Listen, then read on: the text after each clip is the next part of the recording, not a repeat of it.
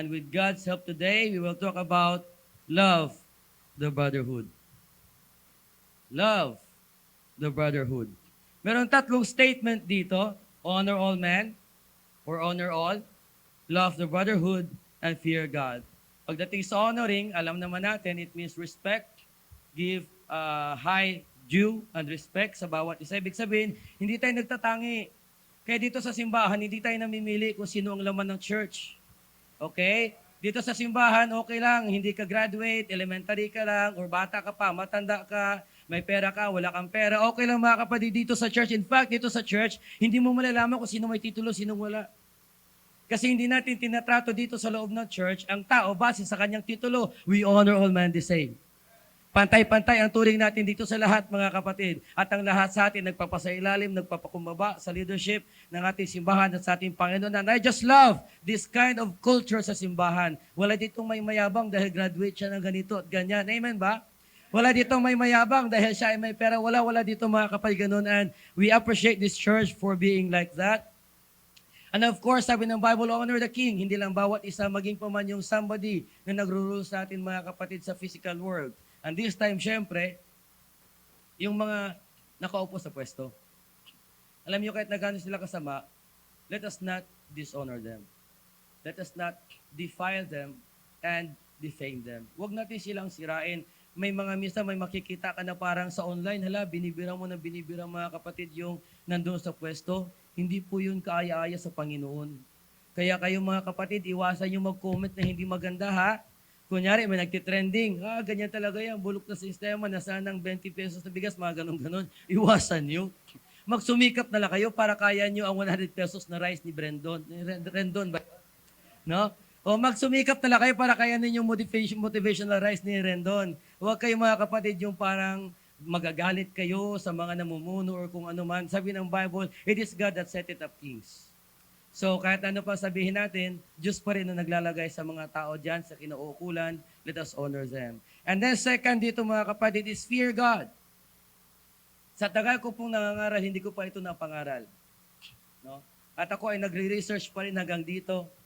And I hope to God, day will come, I will be able to preach this one na sinabi ng Biblia sa atin, fear God. I remember one interview, may isang sikat na celebrity pastor na siya ay nakulong. Dahil siya mga kapatid ay gumawa ng matinding kaso sa loob ng simbahan. And after niyang lumabas, ang tanong sa kanya ng reporter ganito, Pastor, how can it be? Araw-araw ka nangangaral, pero nakagawa ka ng karumaldumal na krimen. Ang kaso niya, rape eh. Sabi niya, you know what? You misunderstood the Bible. Sabi niya, I love God, but I fail to fear Him. Sabi niya, I did not fall out of God. Habang mahal kong Panginoon, nakakagawa ko ng kasalanan, I can attest to myself, I surely love God. It's just that I fail to fear Him. Kaya nung kinote ni Pastor Alan na nagsabi si Jethro na pumili ka Moses ng mga tao, alam mo sabi ng Bible dyan, they that fear God. Sabi ng Bible, requirement yan. Sabi mga kapatid ng Bible, nandito yung sa notes ko sabi ng Bible, moreover, thou shalt provide out of all people able men, such as fear God, men of truth. Ibig sabihin, hindi pala sapat na mahal mo ang Diyos para maging matino ka sa harap niya. You need to have this essence of fear. Yung parang, yung reverence mo, yung awe mo, yung respect mo, yung takot mo ay maghalo-halo sa harap ng Diyos na mahal mo siya at hindi ka gagawa ng bagay na ikagagalit niya. Because your love for God will cause you to do things for God. But your fear for God will cause you or will stop you to do things that God does not like. You understand? Ang pagmamahal mo sa Diyos ay magtutulak sa iyo na gagawa sa mga bagay-bagay sa Diyos. That's why we are here. We do it all for free. Pero ang takot mo sa Diyos, ang pipigil sa iyo na gumawa ng mga bagay na hindi tapat para sa Kanya. Yan. So I hope, mga kapatid, na balutin tayo ng pagmamahal. And more than that, balutin tayo ng takot sa Diyos. Kasi sabi ng Ecclesiastes chapter 12, verse 13, let us hear the conclusion of the whole matter, fear God and keep His commandments, for this is the whole duty of man. Kasi kahit pala mahal mo ang tao, may possibility masasaktan mo siya. Pero the moment na meron kang takot, mga kapatid, yung reverence, yung awe na maramdaman mo sa tao na yan ay kahit anong mangyari, hindi ka gagawa ng bagay na ikakagalit niya. And then, itong sabi ng Bible, mga kapatid, love the brotherhood. Tingnan mo katabi mo, sabi mo, I love you. Ba't parang ibang tingin mo sa katabi mo, brother? Ba't parang may lalim? Parang dumikit yung mata mo, brother, nung sinabi mo, I love you sa katabi mong brother. Parang, mag-ingat ka daw sa sasabihan mo ng I love you, baka mag-I love you too, lagot ka. I never thought really in my mind I will find this verse in the Bible. I will find this word in the Bible. Kasi parang pakiramdam ko dati, pag sinabing brotherhood, napaka-worldly. No? Is kanila, samahan nila, brotherhood yan.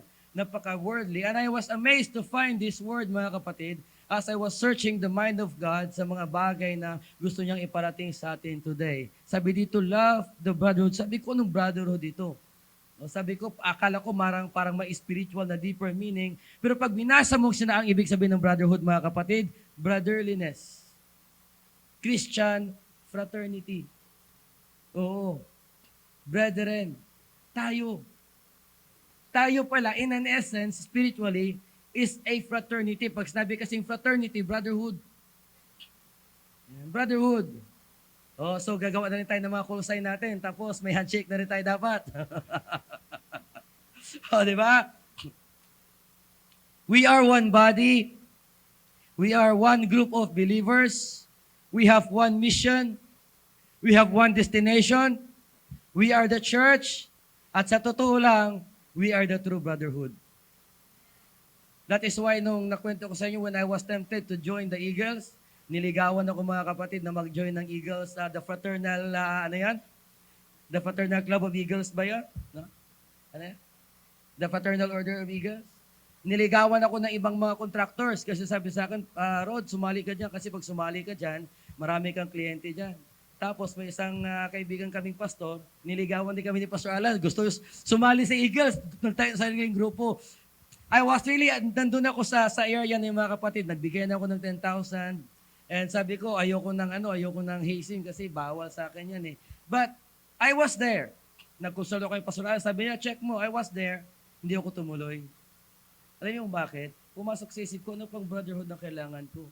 I have the people of God with me. Kung pumunta ako doon, baka mamaya, habang nagpipish ako, may sing-sing din ako. Kasi di ba may mga sing-sing sila? Oo. Nandun na ako, they were just waiting for me to go to that restaurant, mga kapatid, hindi mag-usap, at kung ano man na kailangan gawin doon, no, may uniforme na and everything, hindi ako tumuloy. Hindi ko kayang palitan kung ano man ang meron tayo. Ako mga kapatid, naniniwala, hindi ko kailangan ng brotherhood sa labas. Sabi nila, para lumago negosyo mo, hindi ko kailangan ng brotherhood sa labas para lumago ang negosyo. Sabi, sa isip ko nga minsan, sabi ko, bakit kayo wala may bumibili sa akin ng taga-church?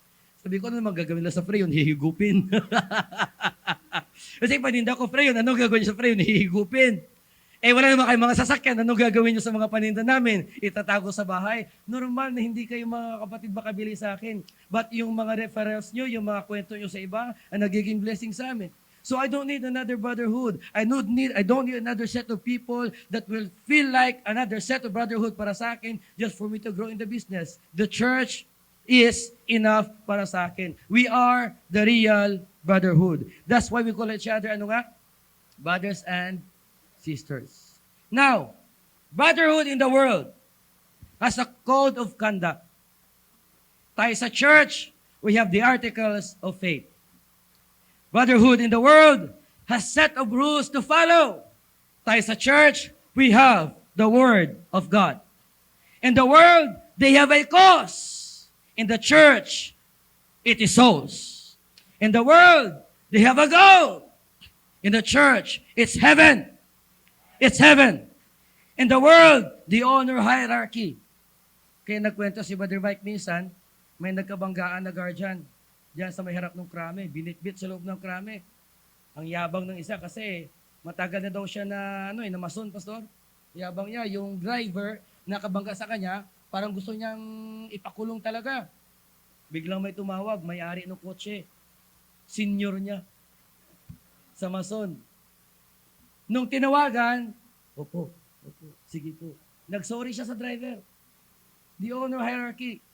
And in the church, we honor men in the ministry. We cannot defile the men of God in our lives. We cannot dishonor them. Mga kapatid, huwag niyong tanggalin ang paggalang at pag-honor sa mga tao ng Diyos sa buhay niyo. Kung yung mga makamundong tao kaya nilang gawin, we can do it in the church and we can do it a lot better. Sabi ng Bible, give double honor to those who labor in the word. Bigyan natin sila ng mataas na pagtingin, mga kapatid, mataas na paggalang. In the world, their order is fraternal. Ours is eternal. Ang kanilang brotherhood, hanggang lupa lang yan. Pag namatay sila, tapos yan tayo, hindi mga kapatid, mamamatay tayo. Pagkabuhay natin, magkakapatid pa rin tayo kay Kristo. They have a founder. Ours is Jesus. And listen, theirs are all dead. Ours is still alive. You understand? Ang founders nila lahat namatay na. They were founded hundreds of years ago. We have been founded 2,000 years ago. But our founder is still alive. Jesus is still alive. And He is still with us today. Our brotherhood is better than the brotherhood of this world. In our brotherhood, mga kapatid, you got my back, I got your back. Hindi tayo pwede magsaksakan. Amen. Hindi pwede pag nakatalikod ang isa, sasaksakin ng isa. Hindi pwede pag wala yung pastor, bibirahin ng iba. Hindi pwede. In our brotherhood, you got my back, I got your back. In our brotherhood, we will do our best not to leave anybody behind when the time comes for God to take us home. Ito mga kapatid, dapat yung mindset natin. We will do our best na bawat katabi mo, bawat kakamustahan mo, bawat nakikita mo, bawat kabahagi ng simbahan natin, we will do our best. Magkakasama tayo doon. Isipin natin, malungkot tayo doon pag wala si brother at pag wala si sister. Dapat ang tema ng brotherhood natin, walang iwanan. Amen ba? Now, how do we become a part of this brotherhood? Paano tayo maging kabahagi ng brotherhood? Sinasabi ng Bible, love the brotherhood. How do we become a part of this brotherhood? Parang napaka-wordy pakinggan, no? How do we become a part of this fraternity? No? How do we become a part of this brotherhood? Just like the worldly brotherhood, blood and pain is necessary. Sino dito nakaranas sumali sa mga frat? Huwag mahiya, taas ang kamay. Yung nakasali sa mga frat. Ha? Na-invite ka? Natakot ka, yung fear mo sa kanya, ganon? Ay, hindi naman, joke lang. Sino dito nakatry sa frat? No, meron niya silang mga kapatid na tawag na hazing and initiation. Oo. Kaya yung mga takot sa palo, hindi talaga sasali ng frat yon. Kasi sa frat, di ba pinapalo ang puwet? Ako talaga hindi pwede dun eh. Pagpalo sa akin, diretso buto eh. Flat na flat oh. Baka hindi ako makalakad. Pinagpala yung medyo mga may meron dito, pansapin. Pag pinalo. No? And pain and blood is necessary sa fraternity. Pag sumali ka, talagang may hazing yun. And then meron silang blood compact. Nagsusugatan. Ang ibang mga kapatid, iniinom naman nila yan. Ang alam ko sa Mason, umiinom sila galing sa galing sa yung bungo. Yung Mason, umiinom sila galing sa bungo, may blood talaga yun. Iniinom nila kasi pagpapakita yon na tayo o sila, no, hindi kami sila. Hindi ko kasali doon. Na sila ay kabahagi na sa bawat isa. But you see, just like the world, ganun din sa atin. Alam niyo yung difference? Hindi natin pain at hindi natin dugo.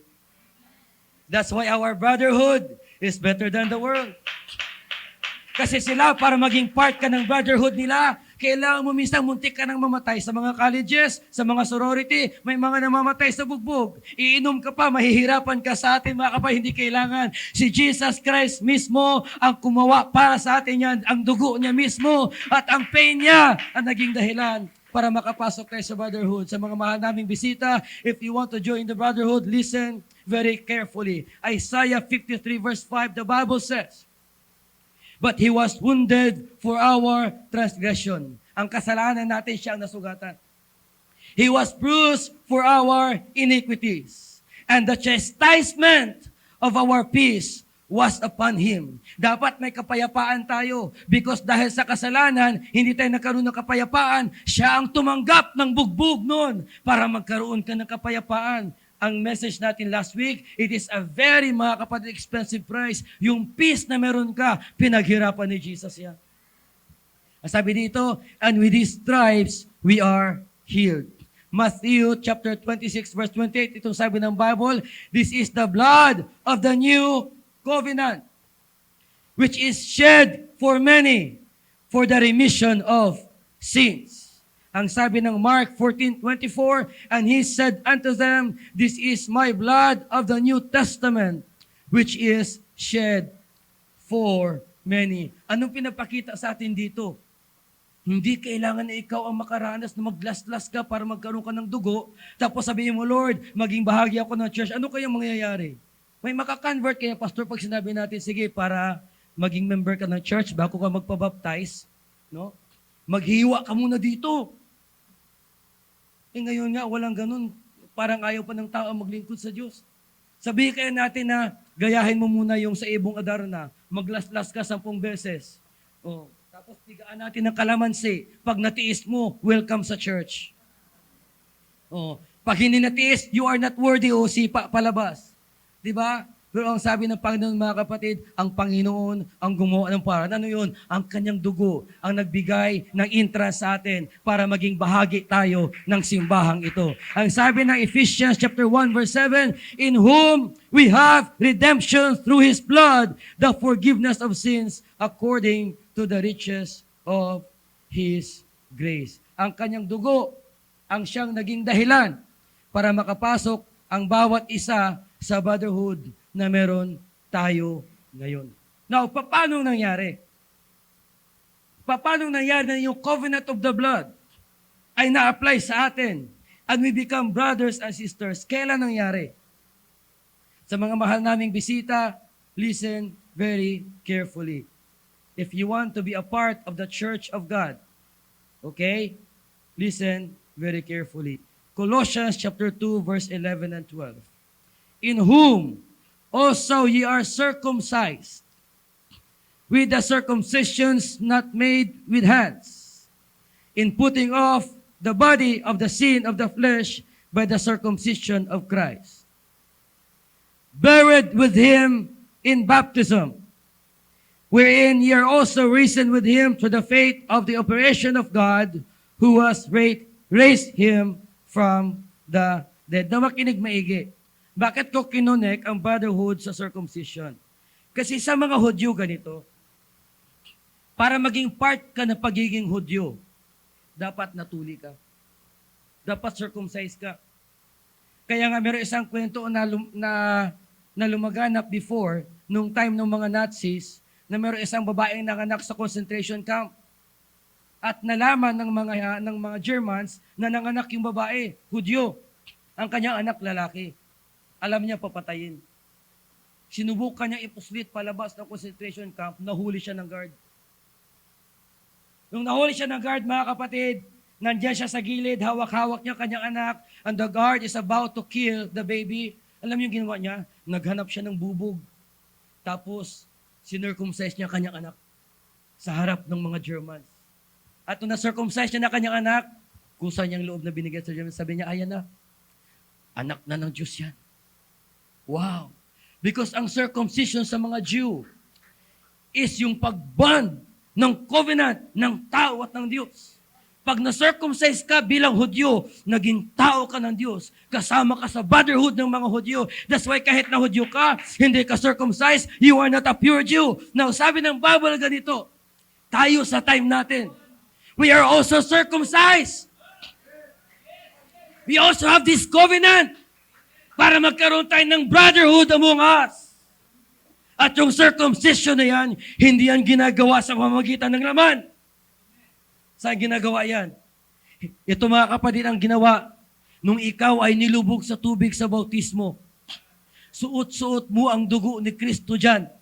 At paglabas mo sa tubig, ang tingin sa'yo ng Diyos, circumcised ka na spiritually sa Kanya. At masasabi mo na, I belong to the body of Christ. Masasabi mo na, ako ay tao ng Diyos. Masasabi mo na, I am a part of the brotherhood.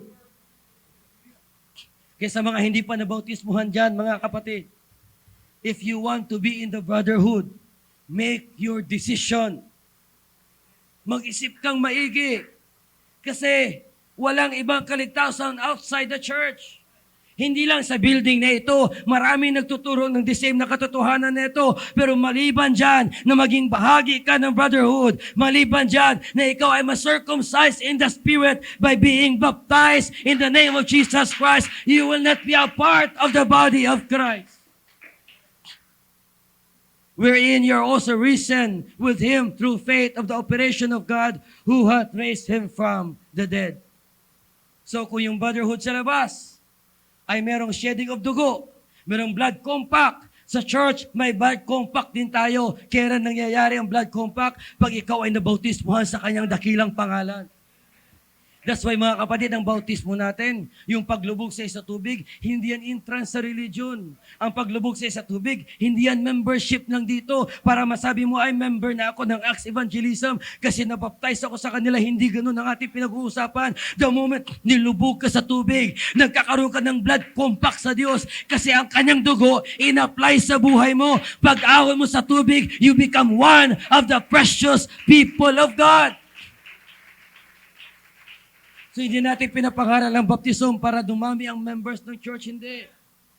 Ang baptism para ikaw magkaroon ka ng relasyon sa Diyos. Because apart na mabautismuhan ka at mailapit mo sarili mo sa Diyos at patanggal ang kasalanan mo sa buhay mo, we will forever be separated with God because your sins have separated between you and your God. Kaya kailangan mo mga kapatid ng bautismo sa buhay mo. Kailangan mo magkaroon ka ng koneksyon para maging part ka ng brotherhood. Ito pa maganda. Sa mundo, ang brotherhood nila, hanggang dugo lang. Sa atin na nagsisil ng brotherhood natin, blood and spirit. Ito sabi ng Bible, Romans 8:15. For ye have not received the spirit of bondage again to fear, but ye have received the spirit of adoption, whereby we cry, Abba, Father. Sabi ng Galatians 4:6, and because you are sons, God hath sent forth the Spirit of His Son into your hearts, crying, Abba, Father. Ang mundo, ang kanilang brotherhood, dugo lang, hazing lang, palo lang, wala yan sa brotherhood ng church. Ang brotherhood ng church, mga kapatid, dugo ni Kristo at Espiritu ng Diyos, and that what makes us one in the body of Christ. Oh God, help us today. Their brotherhood is sealed with blood. Ours is sealed with water, with spirit, and with blood. Ladies and gentlemen, we are more than classmates here. Meron sa inyo dito nakarating sa church dahil ang classmates nyo nandito sa church. Pagdating na sa church, tanggalin mo na sa isip mo na classmates mo lang siya. Meron sa atin dito mga kapatid, nakarating sa church dahil workmates kayo sa labas. Pagdating dito, you are more than workmates. Meron sa inyo dito mga kapatid, kagaya sa amin ni Brother Lowen, nakarating sila sa church dahil roommates kami sa boarding house. Pero pagdating sa church, we are more than roommates. Meron sa atin dito mga kapatid, magkakasama sa bahay. Sister Janea, hindi naman yan baptized o nakarating sa bahay. But because we are housemates, dinala namin sa church and then naglingkod siya sa Diyos. And now, we are more than housemates. We are more than even churchmates. We are more than ministry mates. We are more than anything here. We are brothers and sisters in the Lord.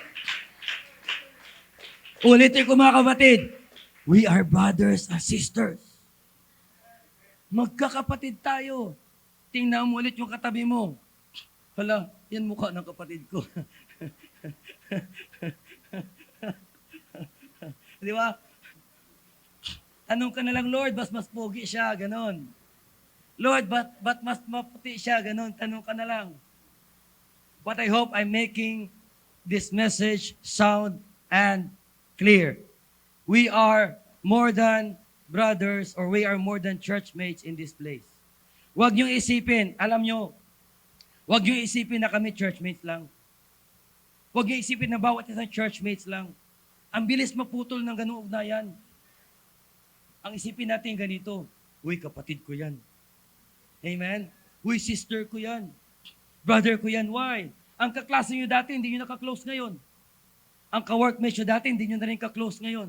Pero imposible na yung katabi mo, ay yung kapatid mo, puputulin mo connection mo sa kanya. So when you look at me, and when I look at you, don't look at me just another pastor in town. No! When you look at me and I look at you, tingin natin dapat sa bawat isa kapatid ko yan. Amen? Kahit saan tayo makarating, kapatid ko yan. Umalis ka, pagbalik mo, kapatid ko yan. We are more than anything else here na ma-imagine natin. We are brothers and sisters in the Lord. And because of that, I say, we fight together. Amen. Amen. Because we are brothers and sisters, we fight together. Ang battle mo, battle ko. Ang laban mo, laban ko. Ang issue mo, issue ko. Ang kahirapan mo, kahirapan ko. Ang loss mo, loss ko. Ang kalungkutan mo, kalungkutan ko. We fight together. Kaya napansin nyo, pag may namatayan, nag-aambagan tayo. Pag may na-hospital, nag-aambagan tayo. Pag may nalulungkot, binibisita natin. Because you are not just a churchmate, Brother Jess. You are not just another friend. You are my brother. So we fight together. Sabi nila, ang buhay daw laban, kaya ko yung buhay. Alam niyo bakit? I don't fight this life alone. I have my brother and my sister with me. I have my pastor with me. I have my elders with me. I fight with this Damokiya Hayasa. I fight this battle together with you. Can you feel me today? Hindi ko lang kayo kakilala sa church. At hindi ko lang kayo kasama sa church. Brother Jovi, hindi lang kita bayaw. Kapatid kita sa Panginoon. And we will fight together. Life is hard. Life is a battle. But it's okay. We have the church. We have the brotherhood in Christ. That's why we are not supposed to fight each other. Brotherhood tayo eh. Alam niyo ba sa mga worldly na brotherhood, pag nag-away-away kayo sa loob, may parusa. Sa church, huwag tayo mag-away-away. Huwag tayo magkampi-kampi. Lumaban tayo sabay. And because we are brothers and sisters, we serve together. Amen ba? Maglilingkod tayo na magkakasama. Amen? Kaya yung mga bakanting upuan sa tabi nyo, tandaan nyo yung mukha na nakaupo dyan. Tandaan mo maigi yung mukha ng katabi mo. Because one Sunday, ma-absent yan. One Sunday, mababakante yan. And maybe God will remind you with this message, Lord, we will serve together. Ang next mong gagawin, nasaan na si sister, matawagan nga. Nasaan na si brother, ma-follow up nga. Nasaan na si nanay, nasaan ni tatay, mapuntahan nga. Why? Because our mindset in this church is, we are one brotherhood and we serve together. Tandaan mo yung katabi mo. Tandaan mo yung mukha na yan. Kahit na parang sukang-suka ka na dyan, palagi mo katabi yan. Tandaan mo maigi. Because time will come. Mababakanti talaga yan. Time will come. Yung nakaupo dito, hindi ko alam kung nasana. Aabutin talaga ng kahinaan. Aabutin ng offense. And may this message remind us today, God tells us, we are in brotherhood and we serve together. Hanapin mo yung nakaupo dyan. Magbulaklat ka ng iyong cellphone, ng messenger mo. Hanapin mo yung pangalan niya. I-connect mo, tawagan mo, puntahan mo, bisitahan mo. Makabalik lang siya. Why? Ang motto natin, we are in a brotherhood and we serve together. Because we are brothers and sisters. Kagaya na sinabi ko kanina, we struggle together. Alam niyo, I am so blessed with those people working with us in Isabela. You know why? They don't look at me as boss. They look at me more than a boss. They look at me as a pastor and a friend. And they look at me as a family. Kaya yung struggles namin, struggle din nila. Minsan, they will stay up until 7, 8 p.m. Maasikaso na kailangan asikasuin doon sa office, especially pag busy kami at hindi sila magre-reklamo, wala silang customer, wala silang uwat, at mararamdam mo gustong-gusto talaga nilang lumago ang business. And I am blessed to have people with them. Why? Because my struggle has become their struggle. And ladies and gentlemen, we are brothers and sisters in the church. Alam yung problema minsan sa atin? Mahilig kayong manggulat ng pastor. Mag-i-struggle kayo silently. At sasabihin mo, nahihiya kasi ako at kaya ko naman. And then magugulat na lang kami, nasaan na si brother? Ay, wala pastor. Matagal na palang nahihirapan yon. Ayun, bumili ng lubid. Namingwit.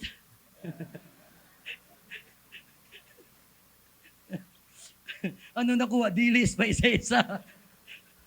O 10 oras ka na, nakabenting dilis ka, busog ka. Ang problema sa atin ganito, nanggugulat kayo ng mga pastor nyo. May mga issues pala, may mga struggles pala kayo, may mga bagay pala kayong nilalaban sa buhay. Ayaw mo niyong ipaalam kasi nahihiya kayo. Anong nangyayari? Bigla na lang kayo mga kapay, hindi na masumpungan. Bigla na lang kayo hindi makikita. And then magugulat kaming lahat. But you see, your struggles is our struggles. Tandaan niyo yan, bakit? Magkakapatid tayo sa church. Hindi nyo lang kami pastor, hindi nyo lang kami leaders, magkakapatid tayo sa church. Maybe ako walang may maitulong direkta dyan, but maybe yung katabi natin meron, maybe isang brother meron, maybe isang sister meron, naghahanap ka pala ng trabaho na matagal na, tatahimik ka lang dyan, nagdidil ka na ng asin na isang linggo. Di sana nagtanong ka, baka may alam na hiring Sister Erica, baka may alam na hiring si Brother Mar, baka may alam na hiring iba sa atin dyan, hindi na-refer ka, nabigyan ka ng trabaho. Why? Because your struggle is our struggle. Tingnan nyo, mga kabataan, makinig maigi. Pag nag-struggle kayo sa emosyon nyo, huwag nyo itago sa mga kananayan at katatayan. Kadalasan, ang young people, pag may issue within, ikikwento sa young people. Ang problema mo ganito, yung kinuntuhan mo is so immature to handle what you told them. Ano mangyayari? Lalala. Young people, ang struggle nyo, struggle ng katatayan. Mga kabataang babae, ang struggles nyo, struggles sa mga kananayan. Huwag niyong ilayo ang inyong mga sarili. Huwag kayong dumistansya at huwag niyong sabihin, hindi nila kami maintindihan. Ano akala niyo sa amin? Mula pagkabata, diretso matanda, hindi dumaan sa inyong kalagayan. Uy, nagka-crush-crush din kami dati. Uy, may mga ka-chat-chat din kami dati. Sa akin, isa lang. Di ba? May mga issues din kaming pinagdaanan. Ang problema natin is, we struggle silently. Pagbibigay ka na, tsaka malalaman. Problema. Now, put this in your mind. Iisang katawan tayo. Pag nag-struggle ka, let us know. Hindi ko naman sinabi na lahat na lang, pati pambili ng asin. Pastor, wala kaming asin. Pastor, kulang kami sa toyo. Hindi naman ganun. Oo. Okay? Wala daw problema sa tulong, wala daw problemang tumulong sa tao na nangailangan. Pero pag tumulong ka sa taong tamad, pabigat na yan. Okay? Iba yon. Okay? At ang struggle na pinag-uusapan natin dito is lahat ng uri ng struggle sa buhay. Lalo na yung mga emotional struggles nyo. Mga sisters, may mga bagay kayo na dapat babae lang din na nakakarinig. Mga brothers, may mga bagay kayo na struggle, dapat brothers lang din nakakarinig. Then let us know. Huwag natin paabutin mga kapatid na kung si Pastor Alan pa, natitano na. Oo. Natusok ka lang noong una, okay pa. Natetano na, direkta na sa puso, tsaka ka magreklamo, Pastor. Hinihimatay na ako, Pastor, wala na. Dead on arrival ka na sa church. Kaya tanong resuscitate natin, wala na talaga may mangyari. Pero kung maaga pa lang, we will struggle together. Amen. Anong mangyayari sa atin? Ay, marirestore tayo. Yung kaluluwa na parang feeling niya, ayaw na niya, matulungan natin, malapitan natin, makamusta natin, ma-follow up natin, ay marirestore tayo. Why? Because ang mindset natin, fight together, serve together, struggle together. At anong next na mangyayari? We will win together. Magkakapatid tayo, wala tayong inggitan. Amen. Magkakapatid tayo dito, wala tayong umusan. Huwag mo sabihin na bakit siya, nandiyan na ako, nandito pa, walang ganun. Because flowers bloom different times. Different season. Oo. Malay mo mga kapatid, nara ka, wala kang bulaklak. Di ba? Malay mo, mahugani ka, ang bulaklak mo, pangit tingnan. At least may bulaklak. Huwag tayong maging gitan. Alam niyo pangarap natin sa church? Makita ang bawat isa sa inyong lumago. Ang problema ng maraming kapastoran, takot silang mangaral sa pera, takot silang mangaral sa finances, takot silang mangaral ng mga bagay na patungkol sa kapirahan at paglago sa buhay. May napanood ako isang pastor, sabi niya, ginawa niyang trabaho na turuan ng kapatiran about finances. Kasi, nung tinuruan niya about finances, naging faithful sa giving, lalong lumago. Tama? So, huwag kayo ma-offend pag nagtuturo kami ng pera, ha? Huwag kayo ma-offend pag nag-share kami mga kapatid about financial success. Bakit? Hindi para sa amin yan. Para sa inyo yan. Why? We win together. Di ba masaya makita ng bawat isa sa atin lumalago, na nanalo sa buhay? Masaya ka ba kung lahat ng pupunta sa church, hikahos? Feeling blessed ka ba? Kami mga pastor, tatanong namin sa aming sarili pag ganyan, Lord, saan ako nagkamali? Pwede ba masaya ng bawat isa sa atin successful? Masaya ng bawat isa sa atin na nanalo, lumalago sa buhay? Okay lang, may negosyo siya yan, magnegosyo ka rin, nagtrabaho siya, ganito kurso niya, ganito. Okay lang yan mga kapatid. Ang importante, we win together. Why? We are in the same brotherhood. We are brothers and sisters in the Lord. Hindi tayo dito magpapagandahan ng sasakyan. Time will come, mapuno ng iba't ibang uri ng sasakyan dyan. And God willing, ilipat tayo ng pala sa ibang lugar. Ay kahit anong uri ng sasakyan, welcome yan. Walang hinggitan dito mga kapatid. Ano pa? We will reach heaven together. Sabi mo sa katabi mo hanggang langit, ha?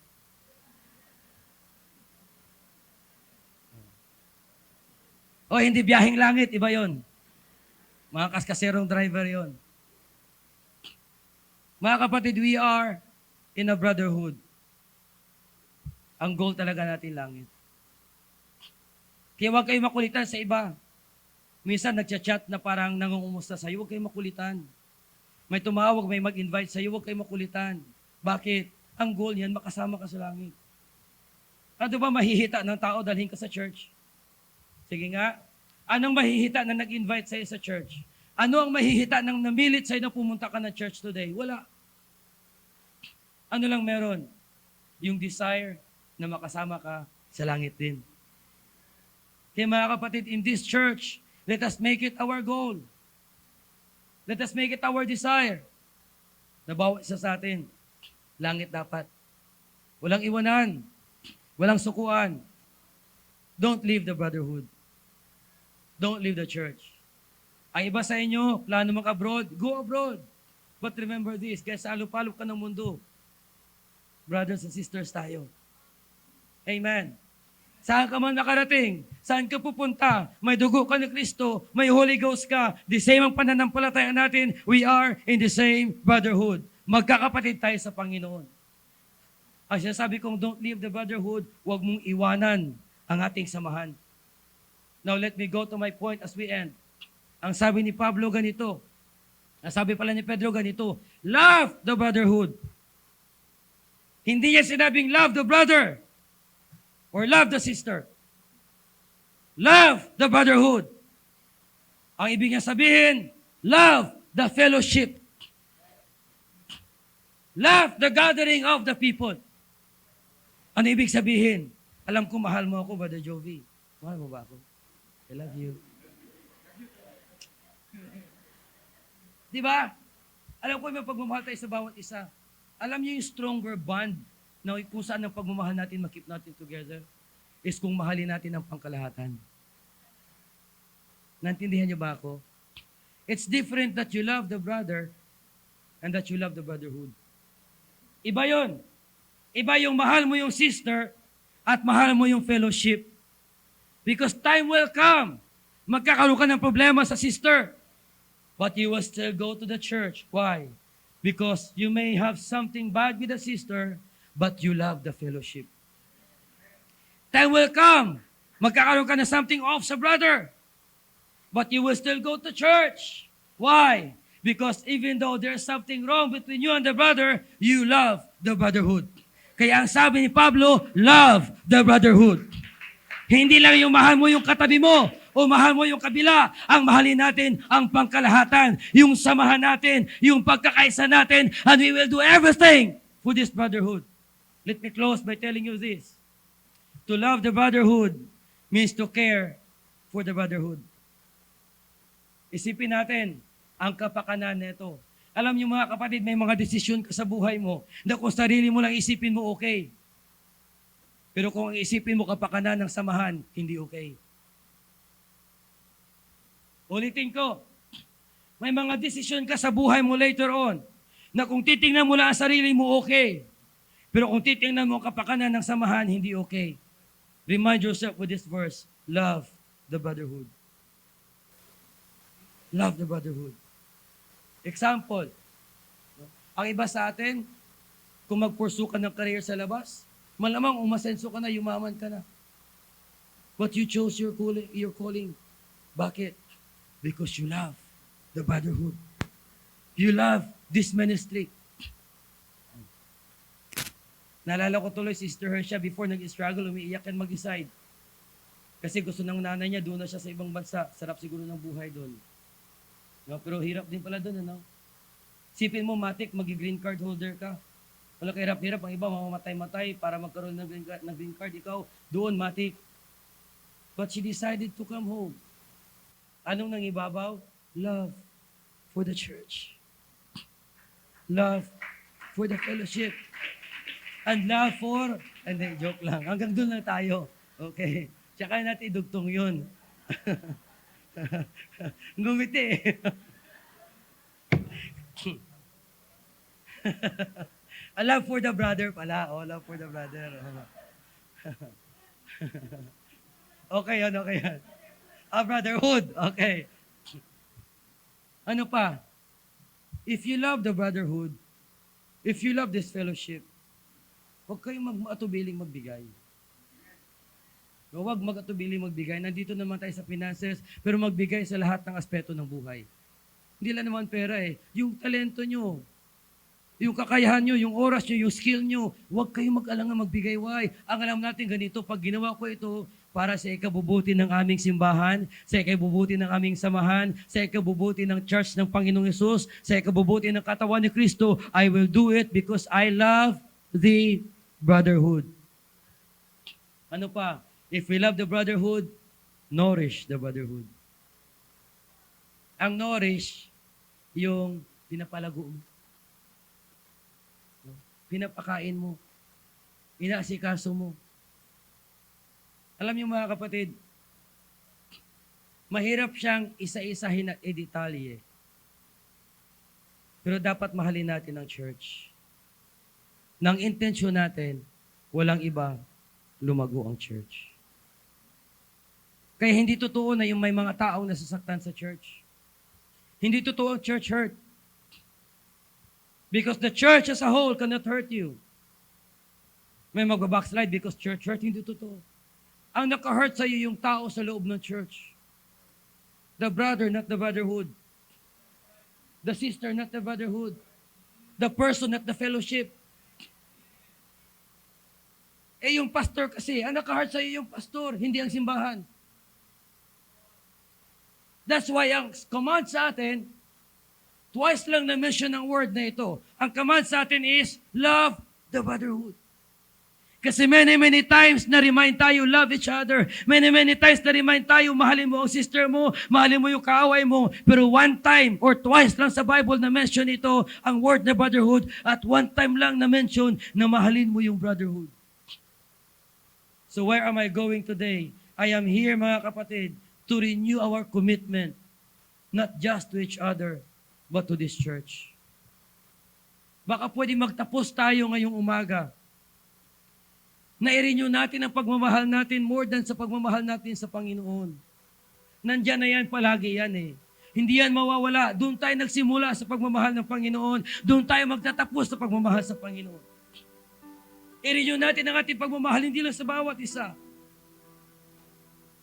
But today, can we just learn to teach ourselves to love this fellowship? Unlike you, we travel. And you know what we feel when we travel? We want to be back home because we miss this fellowship. You stay here Sundays upon Sundays upon Sundays. Pero kami, we go outside and we go to other churches. But at the end of the day, you know what's our desire? Go back to this place. You know why? Because our love for this place will always connect us to this place. That's why I'm teaching you today from the Word of God. Love the fellowship. Love this church. Love the brotherhood. Huwag lang yung tao. Kasi minsan yung taong mahal mo, ma-offend ka dyan, mawala ka pa sa church. Yung taong hinahangaan mo, matisod ka dyan, mawala ka pa sa church. Minsan mga kapatid, yung pagmamahal mo sa bawat isa, magkakaroon pa ng lamat yan, mawala ka pa sa church. But when you love the fellowship, when you love this church as a whole, no matter what happened, you will still be in this church. Because what you love is not just the people. You love the people, but not just the people. You love the fellowship. And you love the brotherhood. Sa mga mahal naming bisita today, please consider joining the fellowship. This is the best fellowship you've got. Hindi kami pinakamayaman. Pero ang tinuturo namin katotohanan. Normal lang ang aming simbahan. Pero kaya kayong dalhin ito sa kalangitan. Consider joining our fellowship. Make your decision. Make a blood compact with God. Mag-decide kayong magpabautismo sa kanyang pangalan. And today, worship God para mabigay niya sa iyong Holy Ghost na kailangan mo to seal that brotherhood with us. At sa mga minamahal kong kapatid today, this is a very uncommon message. Uncommon verse actually. Baka ngayon nyo lang narinig. But why don't we submit to the Word?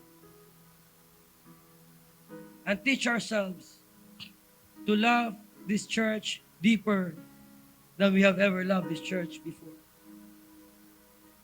Teach yourself na sobra mong yakapin ang pagmamahal ng simbahang ito. That you will be able to sacrifice your effort for this church. You will be able to sacrifice your time for this church. You will be able to sacrifice your lives for this church. Because again, Paul's admonition to us, or Peter's admonition to us is, love the brotherhood. Can we close our eyes today?